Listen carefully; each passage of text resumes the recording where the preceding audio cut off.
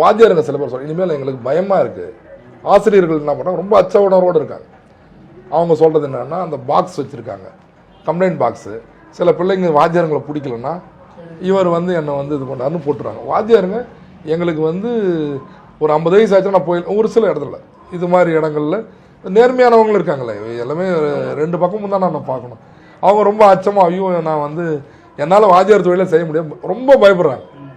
அந்த பாக்ஸில் போய் ஏதோ ஒன்று போட்டு வந்துடுறாங்க சில குழந்தைங்க. ஒரு வாத்தியார் வந்து கண்டிப்பாக அடிக்கிறாரு, எல்லாம் படிச்சுட்டு வரணும்னு கண்டிப்பாக இருந்தால் யார் கண்டிப்பாக இருக்கோ அவர் மாதிரி ஒரு புகார் கொடுத்துட்றாங்க சும்மா விளையாட்டுக்கு.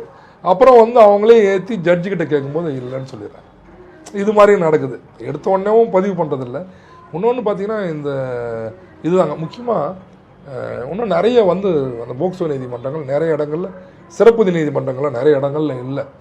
இன்னொன்று பார்த்தீங்கன்னா அவங்க வந்து அவங்களுக்கு ஒரு கண்ணாடி கூண்டில் தான் அவங்க பேசணுன்றாங்க.